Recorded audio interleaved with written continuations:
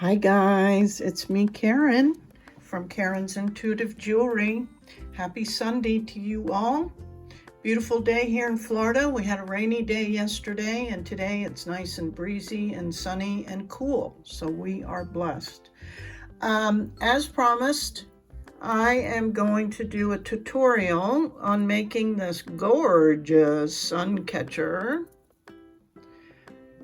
This came about really because I have a couple of friends that will say either don't wear a lot of jewelry or they're very specific. In one case, a very close friend of mine really only wears high quality gold and diamonds. And so I have made her things over the years, but I thought this year at our dinner, I would ask her if she would like me to make her a necklace. This is also her birthstone, amethyst, and I had gotten these gorgeous little amethyst druzy hearts.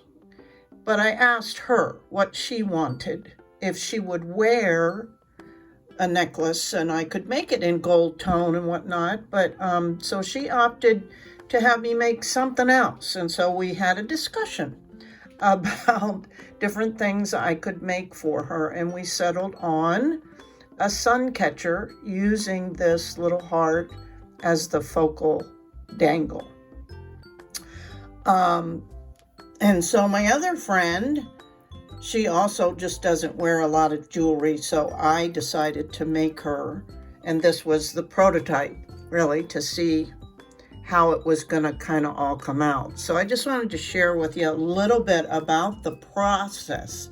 It's quite a lot if you haven't done one before.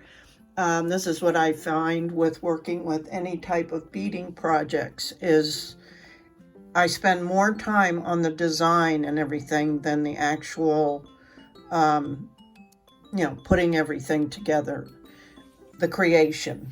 So going through a wide selection of beads, deciding on what kind of wire for the frame, like how big your piece is going to be and how heavy and all of that. With these, I also had to consider, I couldn't really wire, well, I could have wire wrapped them, which I ended up doing with it because, but not very much. Two reasons, because I didn't want it accidentally to chip off any of the points on the druzy, and because it was just going to be a focal point, I didn't feel like it needed, anything fancy. So I ended up just gluing on a bail to attach it. The problem I ran into when I got ready to attach it was that just using the bail, it's top heavy, so it was leaning down and it just didn't look right. So that's when I played around with just adding a little bit of wire wrapping, really to stabilize and develop some balance in the piece. So you can see it does hang a lot better now. So that's what I'm going to do with this one. But I would suggest definitely working with your focal point to see how you're going to do that. I mean, a lot of times there's already a drill hole or whatever, but when you're working with just a rough cabochon or a druzy or something, it doesn't have a drill hole or, an existing bail. So that's something for one to think about. The other thing to think about in advance is the design. And you guys know me, I don't really technically or typically draw out my designs, and if I do, it's really, really rough. So with this one, I decided on this shape that's kind of not a teardrop, but kind of a teardrop, but I call it kind of a Santa Claus shape because it's wide on the ends and then comes in. But so what I did was take my stone and lay it out and draw that shape out and then I kind of drew out how big I wanted the piece, and then shaped my wire kind of roughly in that shape. And I came pretty close. Let's see if I can show you.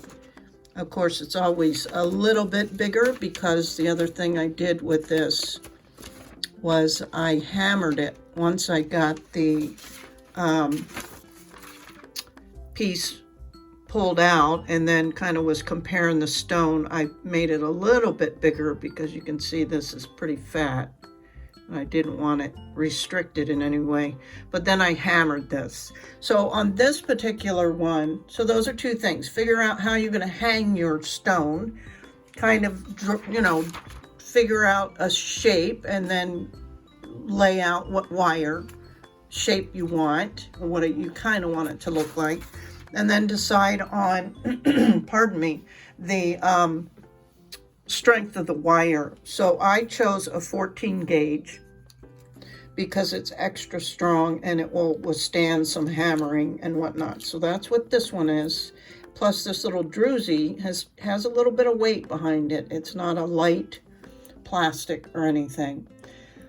So those were the beginning process, and then I spent the majority of time on looking at stones, going through my collection of beads. I considered doing all amethyst gemstones with maybe some clear quartz to fill in, but I mostly only had round shapes. I didn't have a lot of variation that way with the gemstones. Other than this is an amethyst as well, and it's kind of a faceted cylinder almost. But so I opted to consider glass beads, and then again too, because it is going to be a sun catcher, so glass crystal beads will reflect the sun a lot better, is why I did that. So once I pulled out kind of all the purplish colored toned beads and whatnot, then I went back over to just developing a pattern of the beads, right? As I didn't want to do just a random. You can do that. You can do just throw beads on as you wish and how they look or whatever. But because I already spent so much time on selection, and you don't know until you put them all together how they're going to look. So I did what do they call it? A mock-up, a prototype. And then it was easier for me just to know what I had, what I already liked, and just feed the beads on and wrap. So this one's a little bit different than this bead. I'm using a different, I used a large focal. So I started here and worked my way up one side and then just matched it on the other side. And that's what I'm going to do with this one too. So yeah, we're going to get started and I'll take it from there. Now, because this is a 14 gauge, and I want to straighten it at least somewhat, I don't want all these lumps and bumps. It's much harder to do with your pliers because it's a bigger gauge. So there's this other type of wire straightener tool. It's in 3 sections and it kind of folds over like this, and then you can hold it really tight and pull your wire through to get it more straight. And do that, a few times to get it to your liking, but it works real well. But I only use that tool on larger gauge because the pliers typically work okay. And so then I'm going to use my little drawn out to get an idea of what I want, or the shape I want. I'm going to use my step bail making pliers and do this little loop at the top. And this can all be kind of rough at this time. So this is your loop, and I'll probably make it more round. and then just hold it down here and then gently shape it, right? And at this point, we're just getting a rough idea. Kind of like that. I'll give myself a little extra room and cut this end off. So you see, it's not perfect, it's just a rough idea, and then we'll move into shaping it more. And now that I have my general shape, I'm gonna have this piece overlap here, and then I'm gonna create a loop that's just gonna go around this big loop. And you can use your round nose pliers or whatever you want, and you can start it over here. Right, just get it started. So you see it's going to go like that.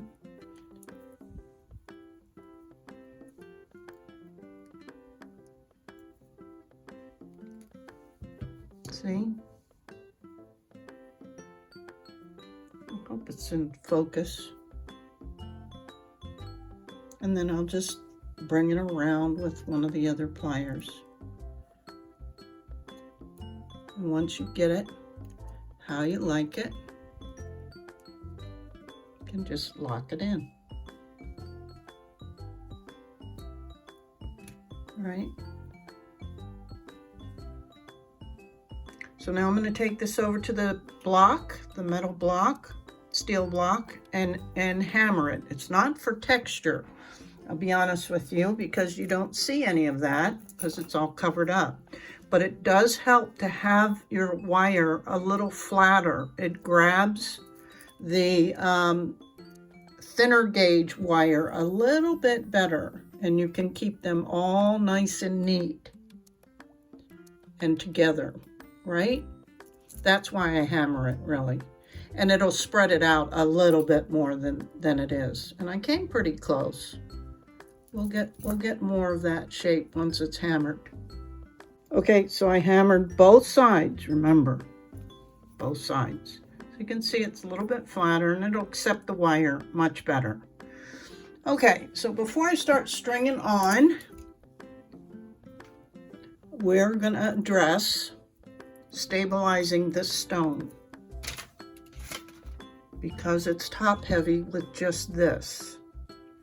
Now, I wanted to remove that, but of course, without a lot of effort and the possibility of damaging the stone, I opted on this one. I just snipped off, actually bent off the loop. But I think on this one, I'm going to try and utilize the loop. Now, I could be mistaken and it could remain top heavy. So this will be kind of an experiment. But for this, I'm going to use, oh, and both these folks like gold toned, like my one friend wears mostly, as I said, 14 or 18 karat gold jewelry, and the other gal also likes gold. So we're going with the Parawire faux gold, non-tarnish or tarnish resistant. So I'm going to measure out about 12 inches of this 24 gauge. It's just enough, and it'll be gentle enough on these points.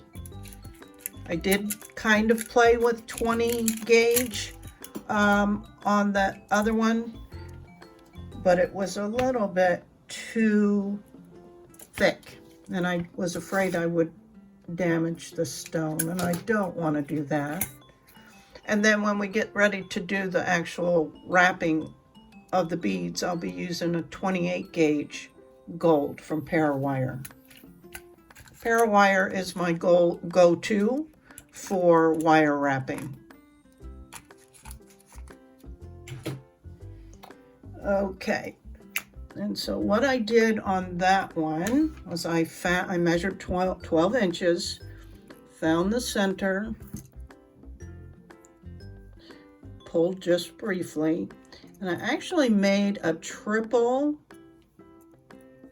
loop. So just loop it like that, move your pliers, loop it again, move your pliers, and then a third time, and then just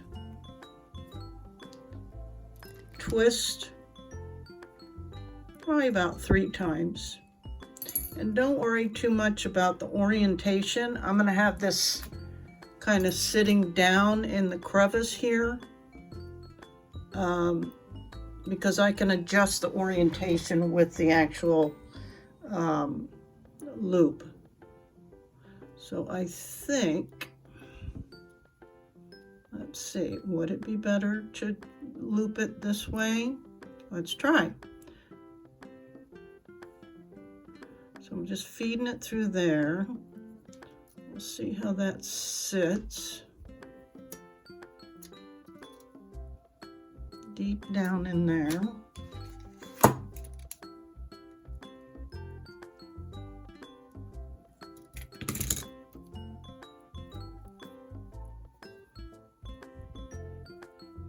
So I'm just holding this first one in the back, and we'll take this and weave it through the, along the, try to find a good area to lay that wire that it's not gonna, and don't get real serious yet, we're just seeing.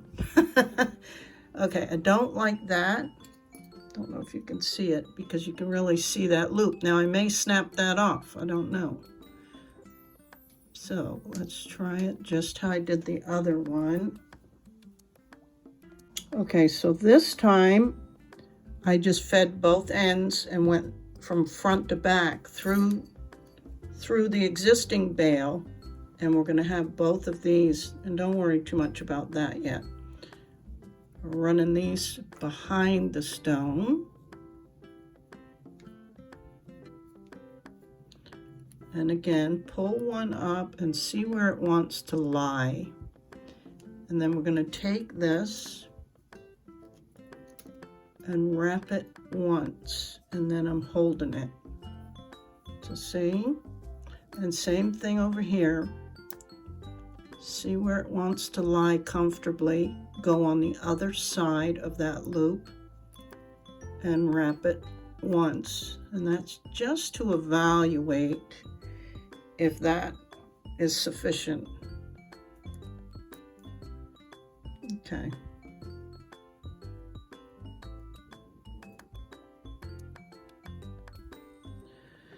I think it'll work. So now I'm going to wrap these 2 wires 3 times around that main one and make sure it's down in that crevice real well.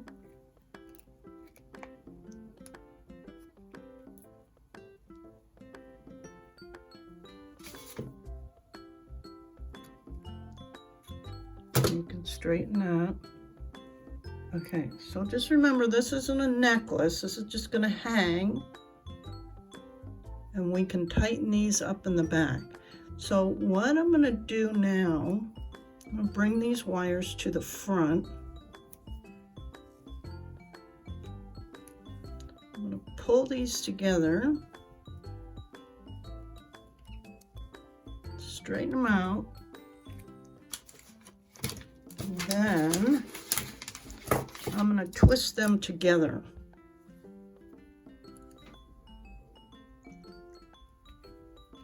And just hold them and twist your piece.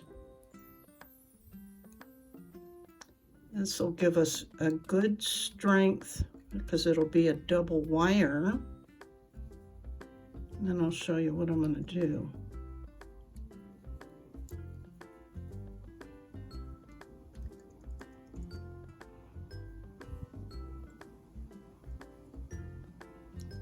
Okay, I only need about 1 inch.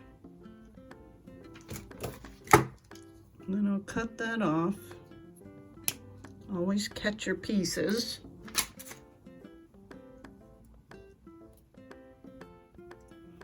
So that's what we got so far. And then I'm going to make a spiral with this, and it'll become like a little flower shape. So once you kind of get that started, sorry, it seems like it's blurry back here, probably because it's trying to pick up all this big hot mess, right? Maybe I should cover all that up, might help, you think? Okay, so then we're just gonna use the pliers. Let's get this going a little bit more.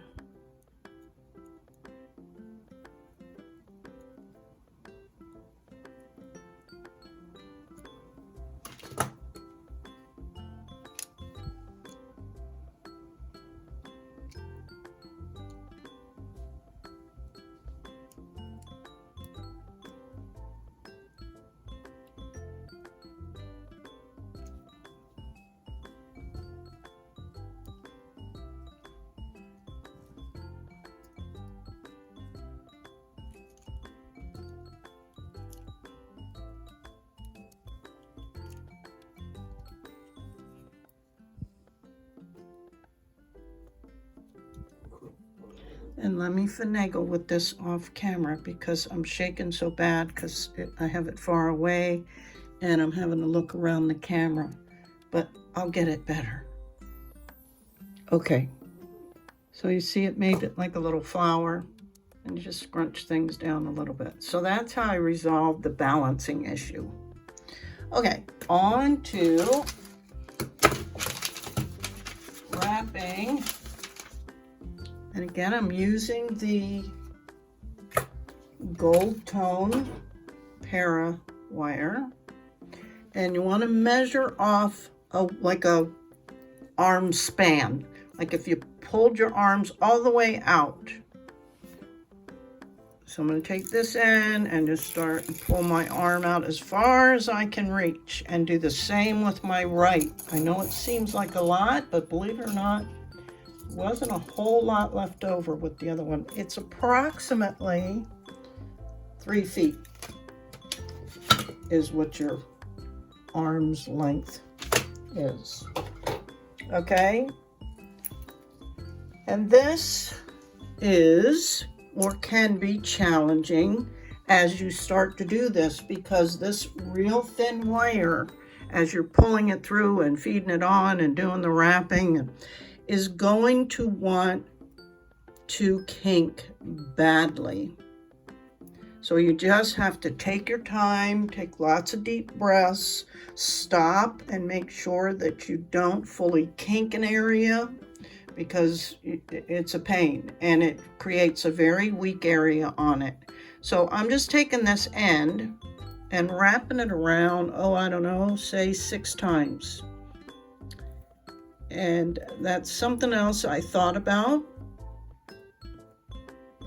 when starting, was how many wraps in between the stones did I want to do. And I wanted them pretty close together, you can see.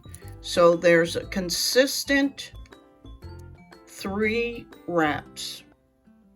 There might be an occasional 4th wrap, but I tried to be fairly consistent. And that really doesn't show on the front. But this will turn around, so, you know, if you want to be real precise. Okay, so you wrapped it 6 times, squished it all together, push it up to the front. You can decide, do you want this to be the front? Or this to be the front? Believe it or not, it can make a difference. It's all in how you want to look at it. I think I want this to be the front. Okay, so I'm just going to start with these beads, and I'll just take off a few at a time so I don't forget what pattern I'm doing. Okay, here we go with the first one, and I'm just going to show you and then randomly show you. Now you can just hold this up and let it drop all the way to the bottom, right? And because I want these setting on what will be the inside,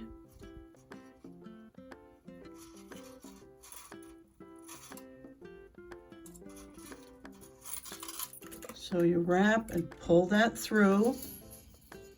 And they say, and I have found it to be true, at least for me, is when you're doing weaving, it's better to push your wire through like this and then pull, as opposed to using an end like a needle, because the wire gets, I guess, more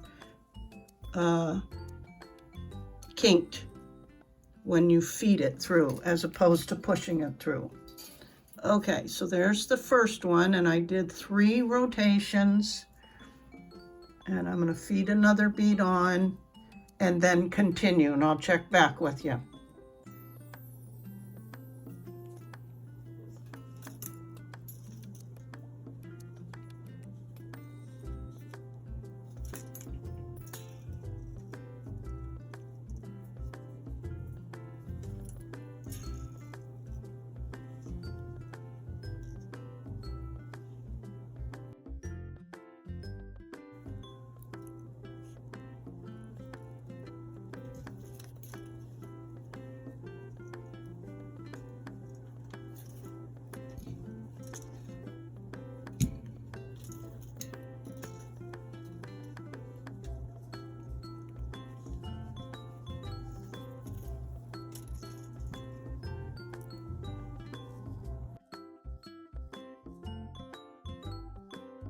I'm going to take the time now that I'm approaching the end of the project to kind of clean up. And I'll tell you, this cool little tool is awesome. It's just a little piece of metal. I guess it's probably stainless steel. And it's, you can see it's kind of rounded, but it's like a scooper for your beads. Check that out. Awesome. Okay, we reached the end. Pretty pretty. I did a little something different on this. I used a different bead for the center, and I decided to see what it might look like with a bead cap. I don't think I've ever strung beads on anything using bead caps. I may give it a little dab of glue on either side, just to hold them more in place. We'll see as I work with it.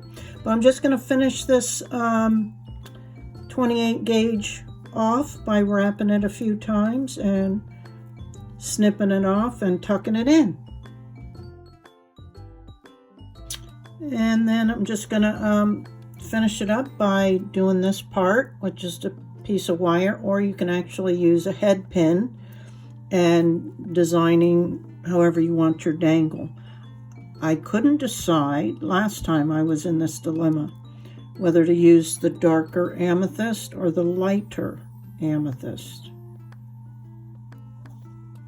And I kind of still am leaning towards the darker amethyst. So I'm going to do that, add a couple bead caps and a spacer bead or so, and then attach it, and we'll be done. Except for the, I'll show you what to do there. I think I'm going to use a little bit of like decorative chain, maybe just an inch or 2 of chain with the hook on the end. Okay, so this is what I came up with, and that will attach to this, and I'll make a little loop on the end, and that'll attach to a jump ring right in the center. So I'm going to do that. You all know how to make a simple loop, just like the loop on the end. Okay, now we're going to make the hanging part. So I just have bits and pieces of old chain, inexpensive chain. So it's just kind of up to you what you want. And I just am being mindful that this original frame is copper. Oops, sorry. So I don't want something like a super bright, like a yellow that might contrast. So I'm going to go with more of a darker, I think, that will blend in with the copper. Okay? And I'm just going to cut off a little bit of a length.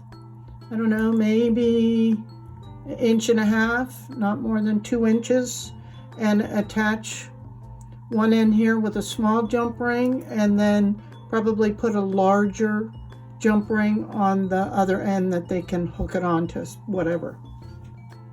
Okay guys, here's the final 2 beautiful sun catchers. They turned out pretty good. I think they're lovely, and I think they'll be really happy with them. They're not jewelry, but they're still sparkly, blingy, still have the healing properties of gemstones. So what do you guys think? I think they turned out real well, and I think I did a pretty good job kind of matching them. They're not exactly, I didn't want them to be exact, but as far as the shape and whatnot, I think they turned out pretty darn good. So I hope you guys enjoyed it. And I really don't like doing this part of it, but I'm being pushed to kind of ask for some support. I'm only on buymeacoffee.com. You'll see the link either in the description below, or I'll flash it up on the screen. And if you find any value or anything like that to my tutorials, I'd appreciate it if you'd support me in a small way, that I can maybe start expanding a little bit. But I hate asking. So that's why I haven't been pushing it, but I need to get more comfortable with it after all. That's how these YouTubers are doing it, right? So I appreciate you guys, and until next time, bye.